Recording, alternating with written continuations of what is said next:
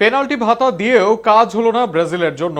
দুটি পেনাল্টি দিয়েও রেফারি পারল না বাঁচাতে, এমনকি 7 মিনিটের এক্সট্রা টাইম চলল প্রায় 12 মিনিট পর্যন্ত। মুখে শুধু আর্জেন্টিনাকে ফিফার টিম বলে ট্রল, অথচ নিজেরা কাজে লাগাতে পারে না সুযোগও। ব্রাজিলের পেনাল্টিতে সুযোগ পাওয়া ও কাজে লাগাতে না পারার ব্যর্থতা নিয়ে থাকছে প্রতিবেদনে। একটি ম্যাচ একটি পেনাল্টি প্রকল্প, সেই প্রকল্পের জোরে চ্যাম্পিয়ন আর্জেন্টিনা দল। মেসিদের চ্যাম্পিয়ন হওয়া নিয়ে এমন কথা শোনা গেছে ব্রাজিল ভক্তদের থেকে।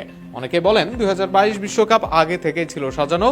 মেসিকে পেনাল্টি দিয়ে সেখানে জয় করা হয়েছিল বিশ্বকাপ, যেখানে ঘটনায় যাই হোক বরাদ্দ ছিল এক পেনাল্টি।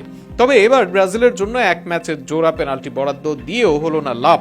এক ম্যাচে দুইবার পেনাল্টি পেয়েও জয় পেল না সেলেসাওরা। উল্টো র্যাঙ্কিংয়ে 15 ধাপ পেছনে থাকা দলের বিপক্ষে হেরে যায় তারা, বিদায় নেয় বিশ্বকাপ থেকে।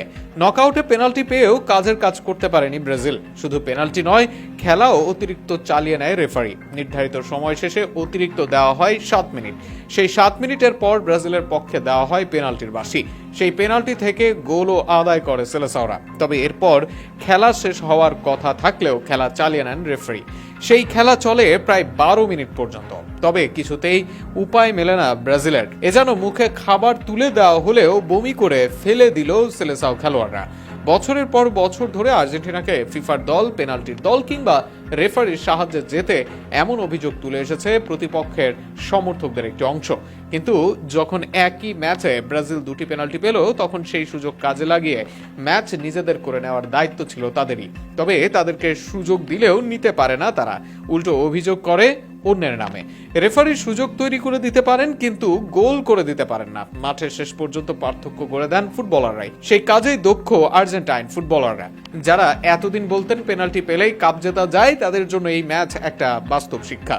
কারণ দুটি পেনাল্টি পেয়েও বিশ্বকাপ থেকে বিদায় নিতে হয়েছে ব্রাজিলকে। তাহলে সমস্যা কোথায়? রেফারিতে নাকি নিজেদের খেলায়? র্যাঙ্কিংয়ে অনেক পিছিয়ে থাকা প্রতিপক্ষের বিপক্ষেও যখন দুটি পেনাল্টি, বাড়তি সময় এবং একের পর এক সুযোগ পেয়েও জয় আসে না, তখন আর অজুহাত চলে না। তখন স্বীকার করতেই হয় সমস্যা বাইরে নয়, নিজেদের মধ্যেই। একই সাথে পেনাল্টি পেলেই শুধু জয় করা যায় না, বিশ্বকাপ থাকতে হয় যোগ্যতা। সেই যোগ্যতার জায়গা নেই ব্রাজিল দলের, সেটাই স্বীকার করতে হবে।